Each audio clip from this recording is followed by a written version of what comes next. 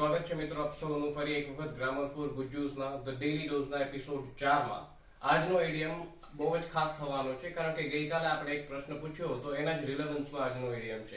કાલનો એક પ્રશ્ન જે હતો એ હતો વોટ્સઅપ અને એ ઇન્ફોર્મલ પ્રશ્નમાં આપણે અલગ અલગ જવાબો જોયા હતા. જેમાંનો એક જવાબ હતો I am unwell, I am not good, I am not okay, બરોબર. અને એની સાથે સાથે મેં તમને એક એડજેક્ટિવ વિશે વાત કરી હતી ઇલ, કે જેનો આપણે સીધો પ્રયોગ નથી કરતા સ્ટેન્ડઅલોન બેઝ ઉપર, જેમ કે આઈ એમ ઇલ, આઈ એમ સિક એવું આપણે નથી બોલતા. તો આપણે એની જગ્યાએ શું બોલીએ છીએ તો કે આપણે આઈ એમ ઇલ નો જ જો તમારે પ્રયોગ કરવો હોય તો આપણે આઈ એમ ઇલ ની જગ્યાએ આપણે એવું બોલશું કે આઈ એમ નોટ ફીલિંગ વેલ અથવા આઈ am feeling ઇલ, I am feeling સિક.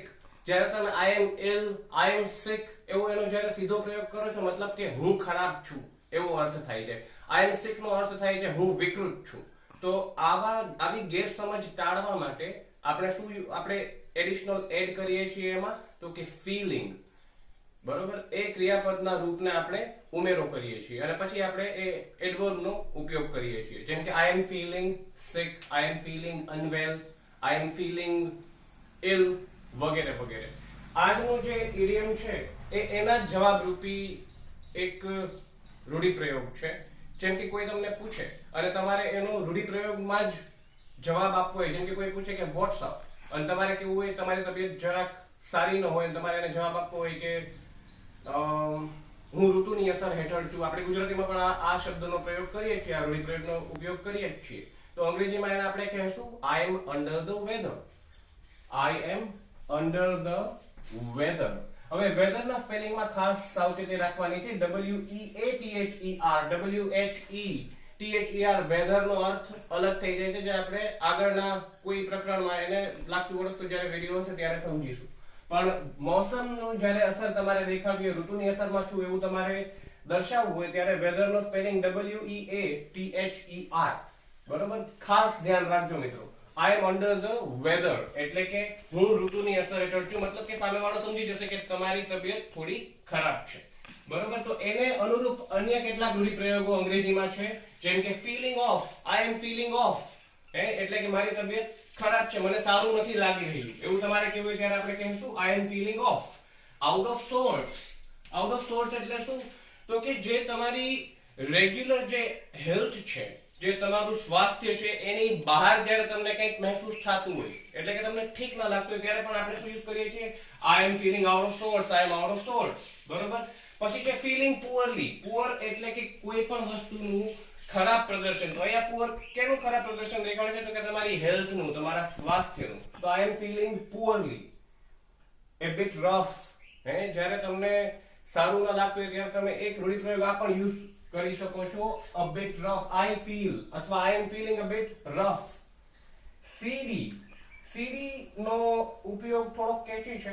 મોટે ભાગે કોઈ વસ્તુ સાફ સુથરી ન હોય, નીટ ન હોય ત્યારે આપણે CD નો પ્રયોગ કરતા હોઈએ છીએ, પણ છતાં પણ ક્યાંક હેલ્થના લગતા પ્રશ્નોમાં પણ I am feeling CD એવું તમે કહો તો સામેવાળો સમજી જાય કે તમારી તબિયત ઠીક નથી. વેબિટ, WABBIT. CD નો સ્પેલિંગ થશે SEEDY અને વેબિટ નો સ્પેલિંગ થશે WABBIT, વેબિટ. I am feeling વેબિટ એટલે પણ એ જ અર્થ થાય છે તમને સારું નથી લાગતું. ઓકે, ક્વીઝી. જ્યારે તમને આપણે કહીએ ને ગુજરાતીમાં મોર ચડે છે, મોર ચડે છે, તો એ મોર ચડે છે ને અંગ્રેજીમાં શું કહેશું તો કે ક્વીઝી કહેશું. તમારે એવું કેવું હોય કે મને મોર ચડે છે, ઉલટી જેવું થાય છે, અશક્તિ લાગે છે, ત્યારે આપણે શું કહેશું તો કે આઈ એમ ફીલિંગ ક્વીઝી એટલે સામેવાળો સમજી જશે કે તમને મોર ચડે છે, ઉલટી જેવું થાય છે. બીજા સીધા અર્થમાં આપણે એવા અમુક શબ્દો છે, જેમ કે આઈ એમ ફીલિંગ પ્યુકિશ, PUKISH. પ્યુકિશ એટલે શું તો કે મને ઉલટી જેવું થાય છે, બરોબર. પછી છે ઓફ કલર.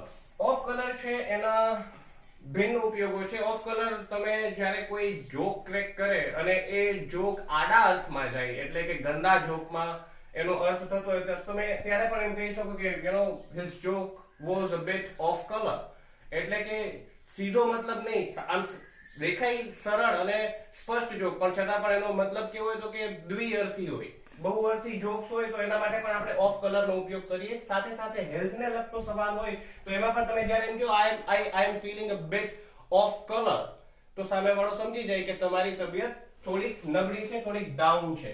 હવે અહીંયા સુધી આપણે જોયું કે બધી જગ્યાએ I am feeling, I feel, I am feeling, આ બધામાં આપણે એવું યુઝ કરતા હતા. હવે આ ઇનડિસ્પોઝડ જ્યારે આવે છે ત્યારે તમારે એ ફીલ કરવાની જરૂર નથી.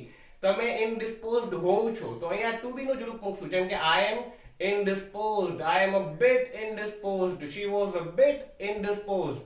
એટલે કે તેણીની તબિયત થોડી ખરાબ હતી, અવ્યવસ્થિત હતી. બરોબર. પીકી અને રોપી. પીકી નો અર્થ અને રોપી નો અર્થ એવું થાય કે જ્યારે તમને નબળાઈ લાગતી હોય એવે સમયે તમે એવું કહેશો કે I am feeling a bit peaky, I am feeling a bit ropey. એની સાથે સાથે એક બીજો શબ્દ છે feverish.